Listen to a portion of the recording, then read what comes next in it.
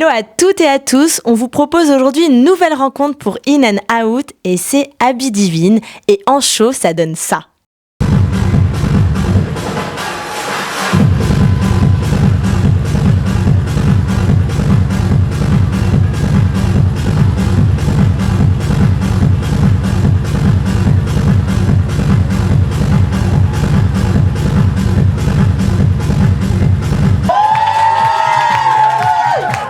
Abby, je suis ravie de t'avoir ici pour notre 3e épisode de In and Out. Alors maintenant, tu commences à connaître le concept. On discute, on papote et doucement, tu te démaquilles. On va se servir une belle petite boisson. Oui, je vous ai proposé aujourd'hui un petit jus de pomme, pomme de Renette. Pomme pétillant. Pomme pétillant Renette. Je vous sers. Merci. Alors on va commencer par une toute première question. Qui est Abby Divine ? Oh bah je sais pas moi-même. Prochaine question. Abby Divine est une créature drag queer politique qui a pris son essence en 2021 dans la colloque drag. C'est une créature plutôt très féminine. On exacerbe beaucoup les traits féminins. Dame nature. C'est une drague avant tout bourgeoise. Elle se voulait bourgeoise dans un premier temps pour essayer de rentrer purement dans le capitalisme et dénoncer des choses. Et petit à petit, Abby Divine devient une créature pop, démentielle, mystérieuse, rousse. C'est la couleur qui me définit. Est-ce qu'on peut trinquer un ça ? Bien sûr, pomme de Renette pétillante. Allons-y. Super. Alors justement, pourquoi cette envie de faire un personnage avec un côté bourgeois ? Je pense que ce côté bourgeois, c'est un peu un côté inaccessible aussi. Finalement, Abby Divine, ça exprime une féminité, une part de moi-même que j'ai toujours enfouie, du fait de mon passé, là où j'ai grandi, dans un milieu rural, très arriéré, ouvrier, où on n'avait pas d'argent. Donc Abby Divine, c'est une explosion de tout ce que je ne pouvais pas exprimer, tout ce que je n'avais pas aussi. Donc la volonté d'exprimer ma féminité et de me faire passer dans le bon genre de la bourgeoisie. C'est aussi la bourgeoisie, tout ce qui est la féminité incarnée d'une certaine manière. Je pense aux créateurs qui m'ont toujours inspiré, Chanel, Dior, Givenchy, où on exacerbe du coup, enfin, on souligne les traits de la femme, les courbes de la femme. Et les courbes de la femme m'ont toujours, féminin du moins, m'ont toujours inspiré au quotidien et je voulais vraiment reprendre tout ça. Et comment le côté pop est arrivé et comment tu as réussi à mélanger ces deux styles ? C'est arrivé il y a quelques années maintenant, ça fait pratiquement 4 ans que je fais du drag, ça doit faire maintenant 2 ans que j'explore un nouveau côté d'Abby Divine. C'est arrivé assez naturellement, je pense que j'ai passé des périodes de ma vie un peu compliquées ces derniers temps et ça m'a permis, en tant qu'artiste, de vouloir casser certains codes en fait. Je voulais me délier d'une image d'Abby Divine que je voulais au début pour essayer de la déconstruire et la reconstruire différemment. Donc une volonté de garder le côté un peu bourgeoisie à travers les couleurs qui représentent pour moi l'élégance. Donc le noir, le blanc par exemple, des couleurs très pures. Et en même temps essayer de la rajeunir d'une certaine manière et de la rendre plus accessible à tout le monde. Donc la rendre un peu plus mainstream. C'était pas une volonté première au début, mais naturellement ça se fait et elle devient beaucoup plus jeune, comme on dit. Voilà, enfin la boumeuse que je suis. Juste derrière toi, on a la tenue que tu as portée sur le Stellar Festival où on est justement venu faire des images, ce qu'on a vu tout à l'heure. Est-ce que tu peux nous raconter l'histoire de cette tenue parce que chaque tenue a une histoire ? Cette tenue, justement, je l'ai achetée le soir du festival. À savoir que, du coup, Stellar a un petit stand avec des tenues. C'est trop bien. Peu cher, vraiment accessible à tout le monde si vous voulez devenir une personne plus ou moins originale lors de ces festivals fantastiques. Et j'y suis allée par curiosité. Tata Calo m'a dit qu'il fallait absolument que je fasse un petit tour, donc j'y suis allée. Et j'avais déjà une tenue très, on va dire, sophistiquée, bourgeoise, sensuelle, sexy. Et j'y suis allée, j'ai trouvé cette tenue qui au début me semblait n'avoir aucun sens. Vraiment, je ne savais pas où était l'endroit, où était Lambert. Et au final, je l'ai essayé donc, derrière dans la cabine. Je me suis dit, il y a quelque chose. Je l'ai emprunté. Les vendeurs-vendeuses m'ont permis du coup de l'amener dans les loges plutôt pour essayer autrement, enlever mon équipement, mettre d'autres choses, d'autres détails. Et je le trouvais fantastique cette tenue est fantastique. Bien sûr. Et elle réfléchit très très bien à la lumière, donc je me suis dit, let's go. Je la prends, je l'achète. Et du fait d'être d'être la coloc drag, on travaille souvent avec le Festival Stellar. Du coup, on m'a fait un petit prix pour avoir cette tenue. Donc cette tenue représente notre collaboration depuis longtemps avec Stellar. Et c'est un moment fort parce que, waouh, c'est l'amour qu'on ressent quand on travaille avec LE, c'est fantastique et une concrétisation. Voilà, c'est mon sponsor de ce soir. Parce qu'en fait, cette espèce de fripe, on peut emprunter les vêtements à la soirée, les garder avec nous toute la soirée et les redonner gratuitement, quoi. Ou alors, si ça nous a vraiment plu, on peut repartir avec. Je trouve ce concept juste merveilleux quand même. Bravo le Stellar. Bisous le Stellar. On a vu cette tenue. Toi, le drag, ça a démarré avec la rencontre de la coloc drag. Tout s'est passé sur un shooting photo, je crois bien. Est-ce que tu peux revenir sur cette rencontre et sur ce shooting photo ? Oh my god, ça fait bientôt 4 ans. Moi, je dis 4 ans, j'arrondis, mais ça fait bientôt 4 ans. Parce qu'en 2021, fin 2021, j'ai rencontré la coloc drag Sangré, dans un premier temps, lors d'un forum des associations. Sangré était sur un médiocre petit stand avec 2-3 broutilles, mais j'ai vu des cartes de visite de la coloc drag et je trouvais ça fantastique. Et moi qui voulais reprendre un peu le milieu artistique, je me suis dit, je prends les cartes et on se recroisera. Et la coloc drag m'a permis de manger avec elle au mois d'octobre. On a beaucoup sympathisé et déjà se sont posées des questions sur un potentiel personnage. Et elles m'ont suivi pendant 1 mois et demi, 2 mois sur la création d'une première ébauche d'Habit Divine. Donc ce côté un peu plus bourgeoise, très princesse. Et j'ai fait le premier shooting de la coloc drag, pour moi en tout cas, une spéciale Noël, le 17 décembre 2021. Vous pouvez encore voir les photos sur le compte de la coloc drag, il faut bien redescendre. Mais on a fait une photo de groupe avec chacun un rôle à jouer autour d'une grande table avec notre petite dinde Tata Calo en plein milieu. Donc on a parlé de ta rencontre avec la coloc drag. Pendant que tu vas me raconter une anecdote que j'aime bien, tu vas pouvoir commencer à te démaquiller. Alors il y a eu ce moment où tu as été invité à un repas, à rejoindre un repas avec Tata Calo et d'autres membres de la coloc. Oui.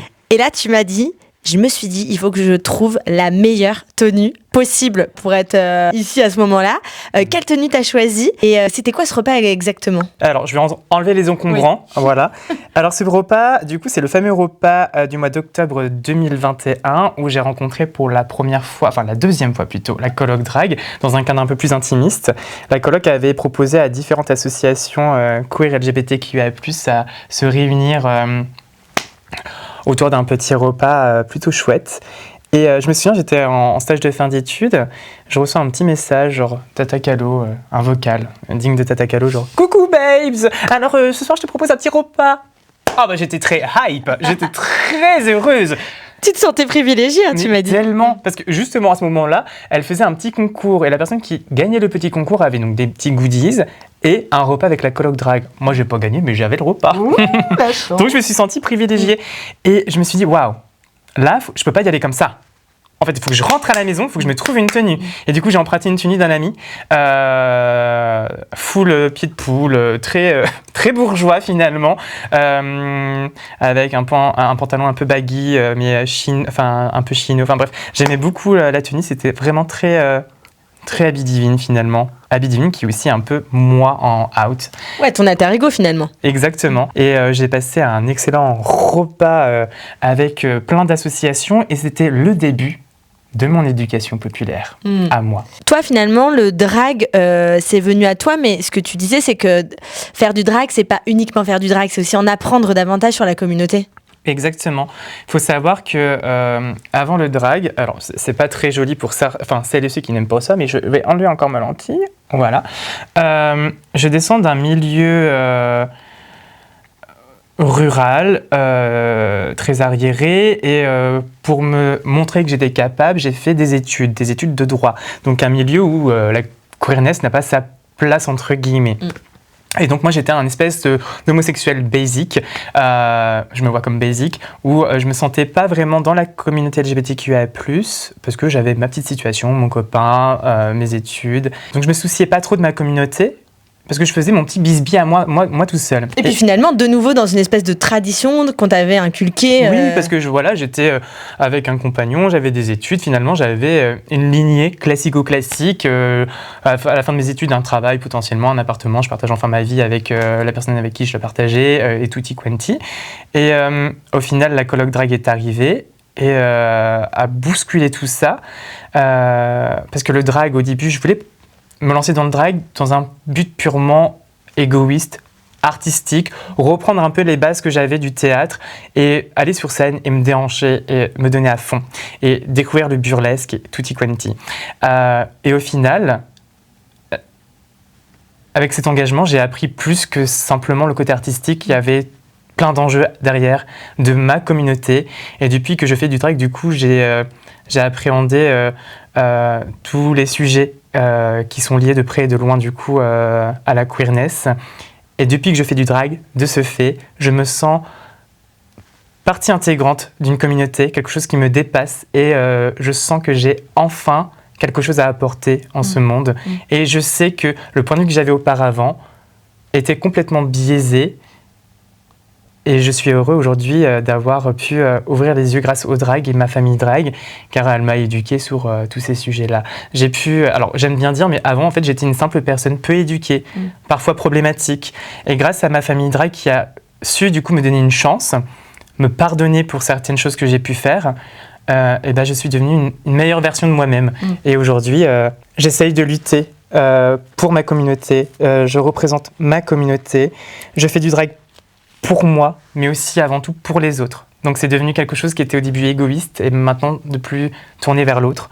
Car je me sens en possession d'une mission et de vouloir aider et d'apporter le bien-être, la bienveillance, l'amour à toutes celles et ceux qui en ont besoin. Finalement, le drag, ça n'avait pas démarré vraiment, mais par contre, il y a eu toujours une appétence pour le make-up. Est-ce que tu peux raconter comment tu as commencé un travail artistique, puisque c'est un travail artistique autour du make-up? Une amie m'a offert une palette de maquillage. Je me souviens, j'étais à Auchan Sud avec ma mère sur moi, et puis ma maman qui nous regardait ça en mode... Qu'est-ce que c'est que ça? Et je me suis dit, ok, j'ai une palette. Je vivais à Lyon à ce moment-là, pour mon Master 2. J'ai ma palette, je ne vais pas la laisser sans rien. J'ai envie d'essayer, j'ai envie de tenter des choses. Donc j'ai commencé à faire un peu de maquillage. Puis j'ai acheté un peu de maquillage pour rajouter un peu plus de maquillage. Puis je rajoutais un peu plus de maquillage, j'ai racheté plus de maquillage. Et à un moment donné, je suis arrivé à un point où je faisais ce qu'on appelait auparavant, dans la communauté beauty guru, je devenais beauty boy. En fait, j'aimais beaucoup faire des bases, travailler mes yeux, mais il n'y avait pas de recherche. Il n'y avait pas de recherche plus approfondie artistique derrière. Il n'y avait pas des questions de communauté, des questions de ma transidentité. C'était purement esthétique et juste des premières découvertes. Tu m'as autorisé à donner ton prénom en out. Donc finalement, à côté de Abby Divine, on a Alexis. Alexis, donc, qui a grandi en milieu rural, dans la Vienne, donc qui connaît quand même bien le territoire d'ici. Ce que tu me disais, c'est que tu as été éduquée avec des traditions très traditionnelles. Comment a été reçue ton annonce, ton coming out finalement avec ta famille? Il y aura 2 étapes très importantes. Il y a eu le coming out pour ma maman, le coming out pour le papa, et après il y avait eu mon coming out du coup pour le drag, qui était beaucoup plus fun pour le coup. Alexis vient d'une campagne dans le nord de la Vienne, à 1 heure de Poitiers, et j'ai vécu dans une famille très traditionnelle, de la classe sociale ouvrière où on n'avait pas beaucoup de moyens non plus, mais j'ai toujours eu tout ce que je souhaitais en soi, et merci papa, maman. Donc il y a eu toujours des valeurs qui ne me correspondent pas aujourd'hui. Mes parents étant pro-FN, le racisme est intégré, l'homophobie aussi, c'était très compliqué. Donc, quand j'avais 16 ans, j'ai pris le courage de dire à maman que j'étais homosexuel à travers une lettre. Je me souviens, le soir, je préparais des crêpes pour un événement de théâtre le lendemain, et ma maman est venue dans la cuisine, toute pimpante, et elle me sort. Alors comme ça, t'aimes te prendre des bites dans le cul? Donc, mais maman, c'est pas que ça l'homosexualité. Non, non. S'en est suivi un un échange de sourds où ma mère me disait je te reconnais plus, t'es plus mon Alexis d'avant, qu'est-ce que vont penser les autres. C'était extrêmement violent. Ce soir-là, je n'ai pas pleuré, je me souviens, j'ai tout contenu. Je suis allée dans ma chambre, que je partageais avec mon frère en ce temps-là, et j'ai regardé mon frère, j'ai dit bon bah là je viens de dire à maman que je suis homosexuel, donc je te le dis aussi, je suis homosexuel, j'aime les garçons. Et mon frère m'a dit oh on le savait déjà. Donc j'ai fait bon. Mais le lendemain au lycée c'était extrêmement violent. Je me souviens être descendu du bus et j'ai tout déchargé devant ma meilleure amie où je me suis écroulé. J'ai eu de la chance d'avoir un lycée qui était un peu dans l'écoute et dans l'accompagnement, donc j'ai pu parler avec une assistante sociale, parler avec des personnes de qualité et compétentes plus ou moins. Et voilà, ça a pris plusieurs mois avant que ma mère du coup me reparle. Donc mon père travaillant la nuit dans une usine, on le voyait pas beaucoup, on se voyait du coup en décalé. Mais ma maman ne me parlait pas, elle parlait plus avec mon frère et ma sœur. Et pendant quelques semaines, du coup, j'ai senti que voilà, ouais, j'étais un peu invisible pour elle. Et au bout de quelques mois, c'est passé. Puis je pense qu'elle travaillait de son côté. Et je lui ai demandé de me promettre de ne pas en parler aux autres et pas à papa. Et elle le voulait au début, puis après elle le voulait pas. Puis elle l'a pas fait. Et mon père l'a appris beaucoup plus tard. Du coup, quand j'avais plus 20 ans, j'étais dans mes études. Un événement très compliqué s'est passé. Donc j'étais en larmes, j'étais au téléphone en larmes avec ma maman. Je lui ai dit oui maman, ça va pas, je t'avoue, là actuellement je suis en couple, ça se passe très bien mais là ça va pas. Et mon père était derrière le téléphone, il entendait que ça n'allait pas. Il voulait savoir pourquoi je pleurais. Et il s'inquiétait vraiment pour moi, il était sincère sur sa façon de réagir. Et là, à force d'insister devant maman, alors qu'est-ce qu'il a Alexis, qu'est-ce qu'il a Alexis, qu'est-ce qu'il a Alexis, qu'est-ce qu'il a Alexis. Ma mère s'est retournée à moi genre ton fils est gay. Voilà, il faut avaler la nouvelle. Et ma sœur descend des escaliers. Mais papa, dans la famille, tout le monde le savait, sauf toi. Donc, et toute la journée, ce que je sais en tout cas, c'est qu'il n'arrêtait pas de dire non mais je le savais. Non mais je le savais, non mais je le savais. Et pendant plusieurs semaines, plusieurs mois, on n'en a pas parlé avec mon père, les relations n'avaient pas changé, tout se passait très bien. Après j'ai eu quand même quelques échanges voulus avec mon papa où il m'a dit un soir, après quelques verres, j'accepte bien beaucoup de choses mais je ne tolère pas tout. Ce qui veut dire... Des petits pics. Voilà, des petites piques par-ci, par-là. Et aujourd'hui, pourtant, mes parents sont un soutien indéfectible. Je me souviens un jour aller dans le grenier pour chercher des affaires personnelles et j'ai retrouvé un livre qui s'intitulait « Comment accepter l'homosexualité de mon fils ». Ah ouais, ok. Voilà, donc j'étais très surpris. Je pense que c'est mon père qui l'a lu, parce qu'il lit pas mal. Donc je me suis dit « Waouh !» Ça avance. Bon, carrément. La source n'était pas fun.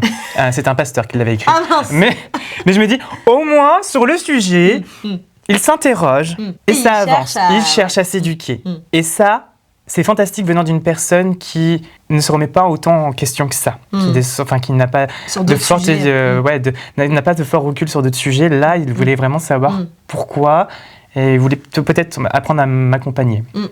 Et mon troisième coming out, du coup, c'était mon coming out drag. C'était plus fun, pour le coup. Plus fun, oui, non. Enfin, oui.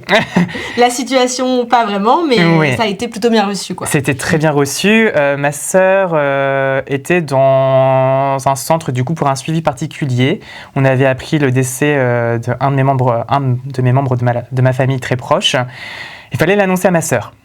Donc, on ne savait pas comment appréhender la chose. Donc, on va la voir au centre, on la prend à part, on marche, on papote, de tout et n'importe quoi, et à un moment donné, on lui annonce. Donc la nouvelle est à réceptionner aussi. Et moi, j'arrive sur quelque chose de beaucoup plus léger, je vous annonce que je suis drag queen. Qu'est-ce que c'est drag queen? Il y a eu la définition déjà. Qu'est-ce que c'est? Du coup, voilà que je commence à parler du drag, que je commence à leur montrer des photos, des vidéos. Et là, ils m'ont dit, mais si t'es heureux, si c'est ce qui te plaît, fonce. Enfin... Qu'est-ce qu'on va demander de plus? Tant que tu es en bonne santé, que tu t'amuses, que tu prends soin de toi, pour nous, fais ce que tu veux. Voilà. Donc après, c'est le recul des situations très compliquées qu'on a eues à ce moment-là qui les ont aidés, je pense, à prendre du recul et à accepter la chose.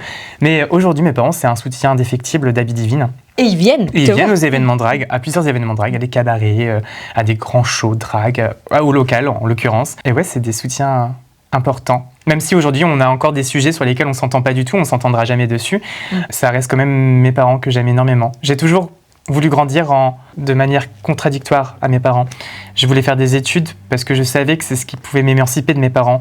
Je voulais partir à l'étranger faire un Erasmus parce que je savais que je devais prouver à mes parents que même si j'étais homosexuel, je pouvais le faire, je pouvais partir. Et de fil en aiguille, en fait, j'ai appris que ce fossé que je creusais pendant toutes ces années, finalement, il avait un sens sans avoir trop de sens parce que malgré les différences et les incompréhensions entre nous, c'est ce qui a fait la personne que je suis aujourd'hui. Et si je suis la personne que je suis aujourd'hui, c'est parce que c'est aussi en partie malgré les mauvaises phases grâce à mes parents. Et genre quand j'ai réalisé ça dans une voiture, alors qu'on rentrait dans un repas de famille, je voyais mes parents devant qui parlaient. Moi, j'étais derrière, je regardais le ciel et je repensais, je me disais, ouais, je les aime. Ouais, mes parents, genre, aujourd'hui, je pourrais tout leur donner, vraiment. Même si, on a toujours des incompréhensions. Même si, avec notre famille, ça peut paraître très compliqué, je sais que moi, en tout cas, mes parents, je les aime énormément. Quand je pense à mon père, quand je pense à ma mère, ça me touche énormément parce qu'ils font beaucoup pour moi.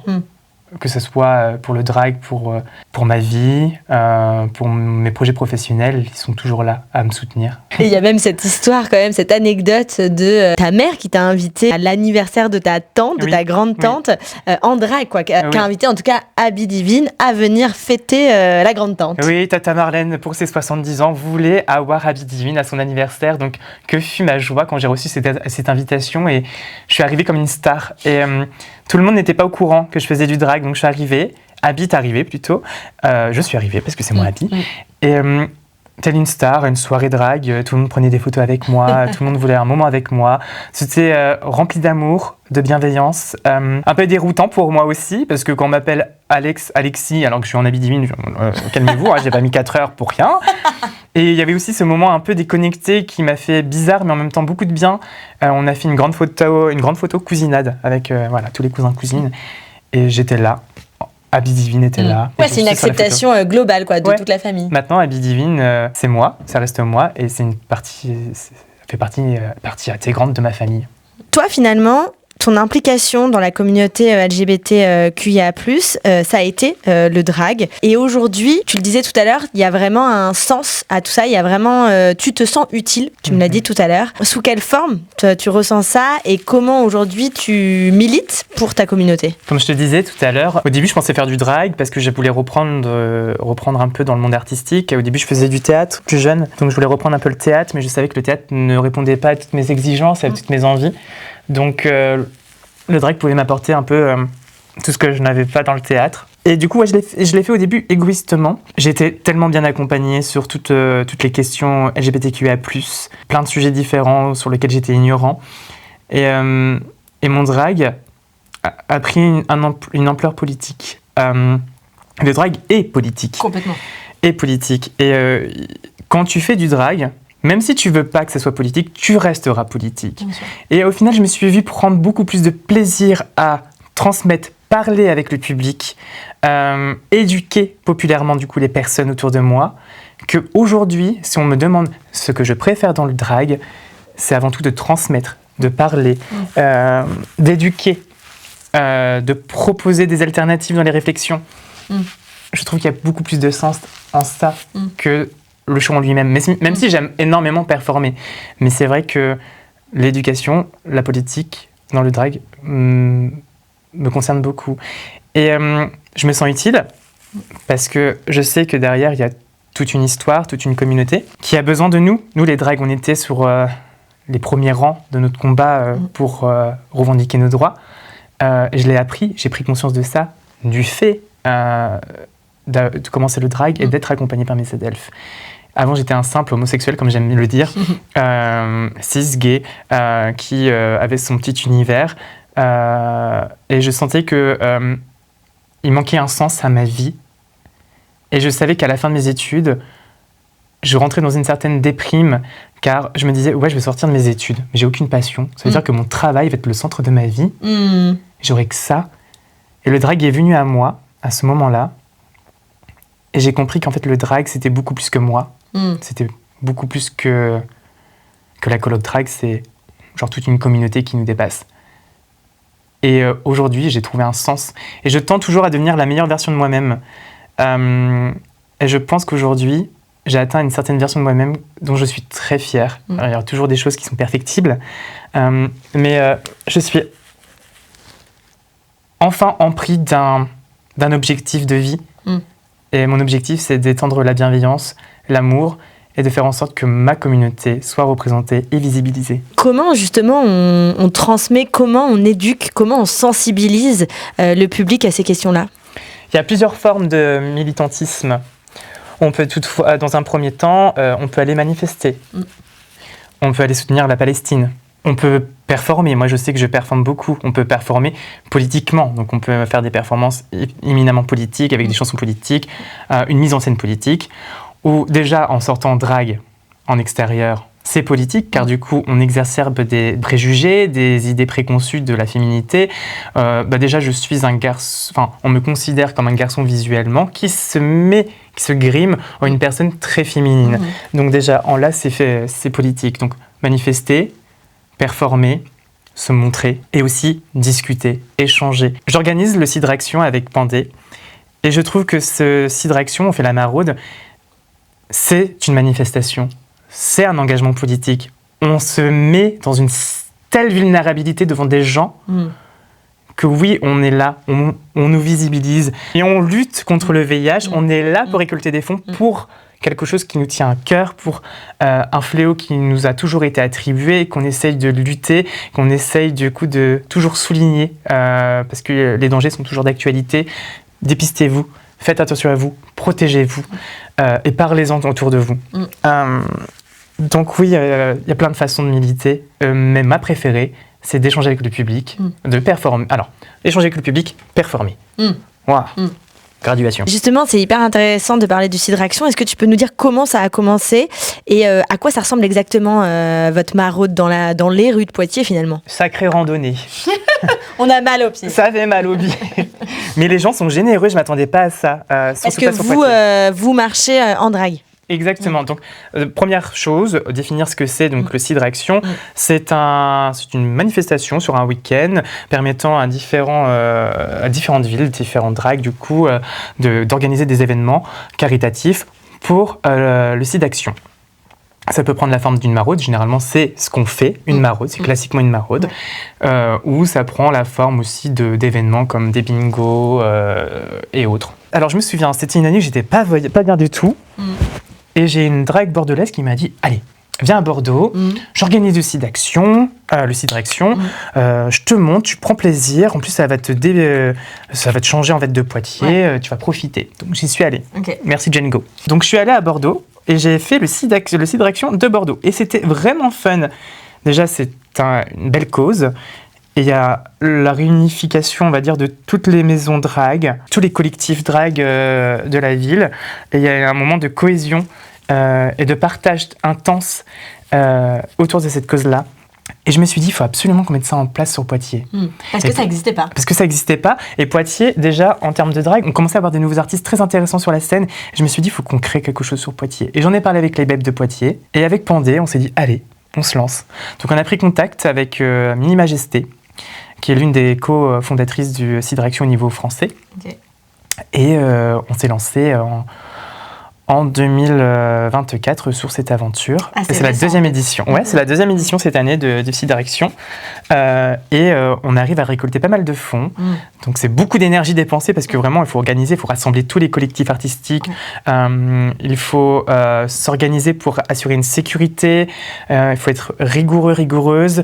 On réclame aussi des fonds à des passants-passantes. Donc il y a une question d'éducation aussi à ce moment-là. Il y a une éducation. On récolte des fonds et en même temps on se montre. Donc c'est politique.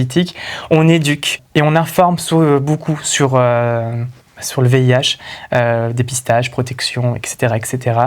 Et on passe aussi un bon moment ensemble. Et à la fin, on se réunit, on décompte tous ensemble notre récolte et on est très heureuse. Cette année, on a eu le plaisir aussi, un partenaire, je ne pourrais même pas l'appeler un partenaire, une boulangerie qui voulait participer mais qui ne pouvait pas participer financièrement. On le comprend. Mais à la fin, vers 18h, cette personne est venue nous rejoindre dans notre lieu de rencontre, qui était l'envers du bocal, pour nous remettre tous les invendus, tous les sandwichs, toutes les pâtisseries, Génial. du coup invendus. Il nous les a redonnés pour que nous, artistes drag, on puisse un peu se requinquer de cette longue marche. Et même cette année quand même, pour marquer aussi quelque chose, parce que je trouve que ça en dit aussi long, France 3 est venu faire un reportage sur le site Action quand même. N'hésitez pas à aller du coup sur mon compte Habit Divine. Effectivement, François est venu dans un premier temps pour un petit reportage dans un premier temps, donc face to face avec Pandé, poser des questions. Puis après, on a vu la maraude dans son amplitude. Qui était très intéressante. Plein d'artistes drag ont été interrogés. Peu importe leur niveau, peu importe leur engagement. Donc c'était vraiment chouette, on avait des points de vue différents. Et on a eu du coup un reportage qui est passé sur France 3 le soir même. Et le lendemain, on a eu la chance aussi d'avoir un article écrit sur leur plateforme numérique. Donc double communication. Et c'était vraiment incroyable. Et on est toujours soutenu par nos partenaires fidèles. Je pense à l'envers du bocal qui nous a toujours... soutenu, nous, la Colloque Drag depuis nos débuts. Et encore aujourd'hui, ils soutiennent vraiment tous les artistes queer et tous les artistes finalement de Poitiers. Donc, merci à eux aussi de nous avoir accompagnés. Plus que 2 questions à poser. Et il y en a une grosse qui me taraude. C'est, tu as étudié à Poitiers, tu as connu le Poitiers d'il y a quelques années et le Poitiers d'aujourd'hui. Et tu es toujours à Poitiers aujourd'hui, et ça en dit long aussi. Comment a évolué selon toi le paysage du drag à Poitiers ? Alors effectivement, moi j'ai fait des études du coup sur Poitiers de 2017 à 2019 avant de partir autre part. À Navarre. Alors déjà, en ce temps, du fait déjà, moi, d'être un simple jeune homme qui sortait de campagne, faire ses études dans la grande ville, j'ai pas trop cherché et j'étais dans une situation où j'avais pas l'envie non plus de chercher. Je crois que de mon temps, et on en a parlé avec des amis de mon âge qui étaient là aussi, il n'y avait pas vraiment de communauté queer sur Poitiers. En tout cas, il n'y avait pas de lieu de rassemblement, pas d'association autant qu'aujourd'hui. Donc c'était assez pauvre en ce sens. Je suis parti faire du coup mon expérience ailleurs, donc continuer mes études ailleurs, donc à l'étranger puis ailleurs en France. Et je suis revenu sans vouloir revenir, effectivement, Covid-19. Le fameux. Je suis revenu sur Poitiers sans vouloir être sur Poitiers. C'est là où je me suis dit, bon, si la vie me rappelle à Poitiers, il faut que j'en ressorte le meilleur. Donc, c'est à partir de là que j'ai rencontré la Colloque Drag. Donc finalement, il y a eu du meilleur. Il y a eu du meilleur, et c'est pour ça qu'aujourd'hui, je suis encore sur Poitiers. C'est grâce à ce meilleur-là, au final. Et donc, la vie fait bien les choses, parce que c'était peut-être pour ça que je devais revenir. Mais effectivement, il y a un avant et un après. Il y a un avant et après Colloque Drag pour moi, en tout cas, de mon point de vue. Il y a un avant où c'était très underground, très peu vu et peu de choses. Et aujourd'hui, depuis mon retour, en tout cas, et c'était la volonté de la Colloque Drag, parce que je suis arrivé dans les débuts de la Colloque Drag, il y avait une volonté d'exposer, de visibiliser, de créer donc de nouveaux lieux. Donc pour moi, il y a vraiment un avant et après sur Poitiers. Et aujourd'hui, si je suis encore sur Poitiers, alors que j'ai tenté par plusieurs reprises de repartir de Poitiers, donc partir à Paris, par exemple, pour des expériences pro, je suis toujours revenu sur Poitiers parce que ma famille, d'une part, et mes projets drag, j'étais débutante au niveau de ma queerness, j'avais encore besoin d'éducation et j'étais contente d'avoir enfin trouvé une famille de cœur qui me comprenait, qui voulait m'aider, m'accompagner et aider Habit Divine.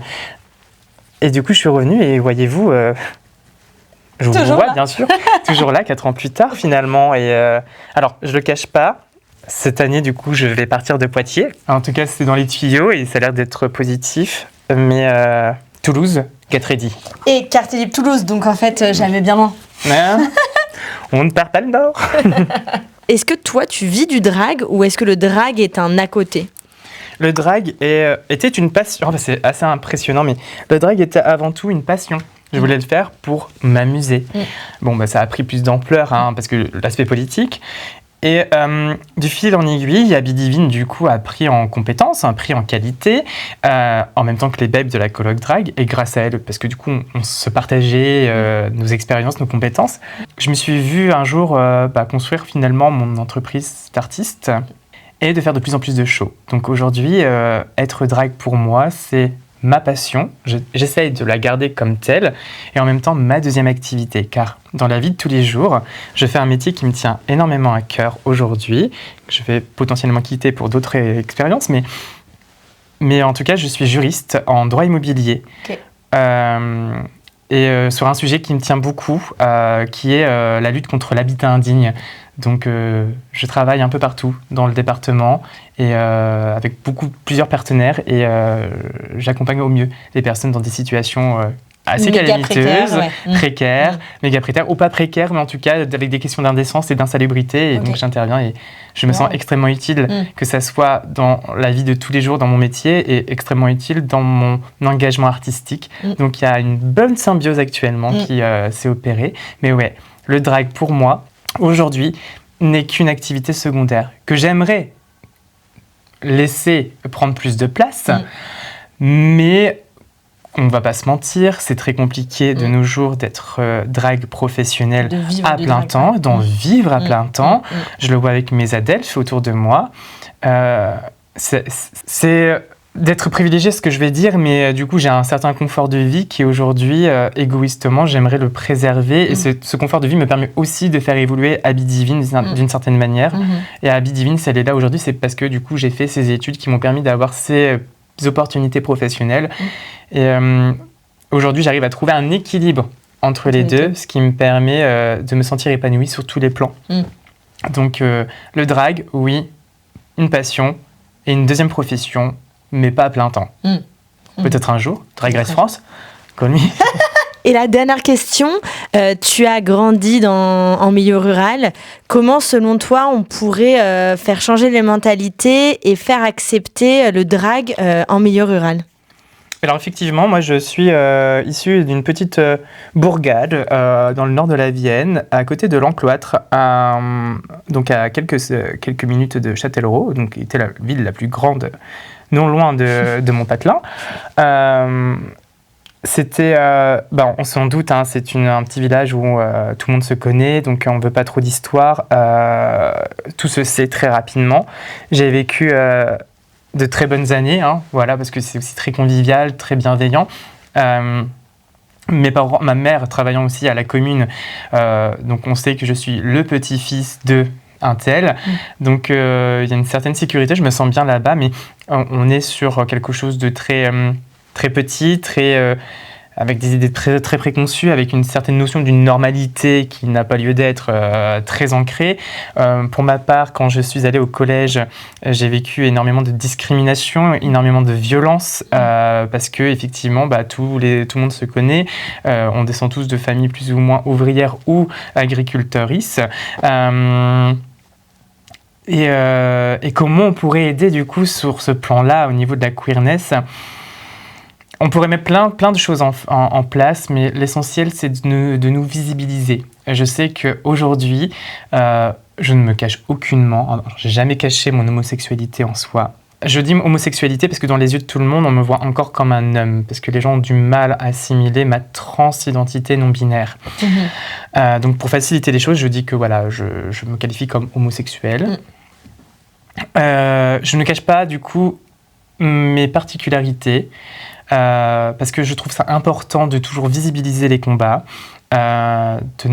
essayer de normaliser finalement les choses que les personnes ne voient pas souvent. Nombre de fois que j'entends par exemple des personnes de mon village dire « Ah oui, les personnes trans, c'est une mode, c'est arrivé il n'y a pas longtemps. » Donc c'est là que commence l'éducation, c'est là que je leur dis non. Enfin, effectivement, vous ne voyez que ce que vous voyez là tous les jours dans notre campagne. Donc oui, mais c'est des sujets qui sont là depuis bien longtemps, des siècles et des siècles et des siècles. Donc oui, c'est pour moi me visibiliser. Et quand je parle de ça, je pense automatiquement à mon papa, parce que Alexis a pour habitude de mettre beaucoup de colliers de perles. J'ai énormément de colliers de perles. J'adore ça, c'est ma marque de fabrication. Je les mets aussi à mon travail, parce que je sais pas, j'apprécie énormément cette esthétique des colliers de perles. Et c'est toi, quoi. Et c'est moi, de tailles différentes, de couleurs différentes, de longueurs différentes, donc c'est vraiment chouette. Et mon père, voyant du coup toujours mes colliers très exubérants les uns que les autres, bref, on m'a compris, il me dit parfois « Ah ouais, ton collier, Ah ouais, genre le Ah ouais. qui en dit non, quoi. Oui, ce qui veut tout dire. Et du coup, je lui dis, mais tu sais, papa, moi, je le fais pour moi. Enfin, c'est moi. Et je vais pas me cacher pour les autres. Et je ne vis pas pour le regard des autres. Et mon papa commence à me sortir son discours, mais oui, mais t'imagines, tu peux tomber sur des connards. Ça peut te porter préjudice et tout. Je fais genre, je suis pas là pour vivre pour les autres. Moi, je suis là pour vivre pour moi, pour vivre ma vie. Et si ça interroge les personnes, tant mieux. S'il y a des violences, on essaiera de les accueillir comme il se faut, enfin comme il se doit, comme il faut. Mais aujourd'hui, j'ai pas envie de me cacher et visibiliser la chose, c'est aussi normaliser, démocratiser les choses anormales, comme ils le disent. Et donc pour moi, pour accompagner au mieux nos petits villages, il faut créer plus d'événements queer, que ce soit des événements publics comme privés, dans les salles des fêtes ou dans les fêtes de voisinage, mais en tout cas, l'étendre le plus possible, en parler autour de soi. Toujours en parler, toujours rassurer aussi, parce que ce que je remarque énormément sur tous nos détracteurs, c'est que ce sont des personnes qui ne sont pas éduquées, qui n'ont pas le savoir, et l'ignorance provoque la peur, la méfiance, et du coup, nous, notre travail, c'est cette éducation populaire, leur apporter les clés, leur apporter les connaissances, pour enfin se dire « Ah, j'ai jamais été agressé par une personne trans ». J'ai jamais été agressé par une personne d'une orientation sexuelle différente. J'ai jamais été agressé par une personne avec des cheveux verts. Non, ce qui prend de la place en toi, c'est juste la peur de quelque chose que tu ne connais pas. Exactement. Donc voilà, c'est d'accompagner au mieux avec plein d'événements, publics ou privés, et d'en parler un maximum. La visibilité, c'est très important. Et on le voit, notre communauté travaille dessus là depuis quelques années, et ça marche bien. C'est compliqué, c'est dur. C'est qu'il y a forcément le revers de la médaille de la visibilité, quoi. Exactement, mais ça se fait petit à petit. Et Habits Divine a la vocation de visibiliser les personnes qui ne sont pas visibles de ma communauté et de toujours crier plus haut et plus fort qu'on est là, qu'on existe, qu'on a des droits et qu'on va les faire valoir. Et je rappelle à chaque fois que je suis juriste et qu'il y a besoin d'aller porter plainte, moi je n'ai pas peur d'aller porter plainte et de vous mener jusqu'en justice. Calmez-vous, les royalistes. Et là, on peut dire merci Abby et à bientôt pour un nouvel épisode de In and Out. Et pour fêter les 4 ans de la Colloque Drag, venez à la Crémaillère. Vous avez dès le vendredi 23 un petit cabaret punk au 23, comme quoi les dates et le lieu se sont raccordés, où il y aura du coup chant, danse, burlesque, DJ set, donc n'hésitez pas à venir sur cette merveilleuse date, début de notre festival. Deuxième journée, samedi 24, Prairie électronique. Incroyable festival avec des DJ sets queer. La Colloque Drag au complet pour vous faire un show d'enfer. Le soir, retrouvez-moi, XOXO, à Republic Corner pour continuer la soirée jusqu'au bout de la nuit. Oh là là là. Dimanche 25, retrouvez-nous directement au Confort Moderne avec la Colloque Drag. On vous prépare une émission spéciale X Quartier Libre, X Colloque Drag et quelques petites surprises supplémentaires qui pourraient vraiment vous donner l'eau à la bouche. DJ set et concert de Théa et Parsec. Donc n'hésitez pas à venir, ça va être vraiment un dimanche agréable pour finir du coup notre anniversaire. Waouh! Parallèlement à tous ces événements qui va fêter du coup notre 4 ans, n'hésitez pas à venir soutenir Teddy Mimio au Caribou. Tout le mois de mai, il expose, donc vous pouvez venir donc admirer son œuvre, mais également acheter certaines illustrations pour l'aider. Caritatif.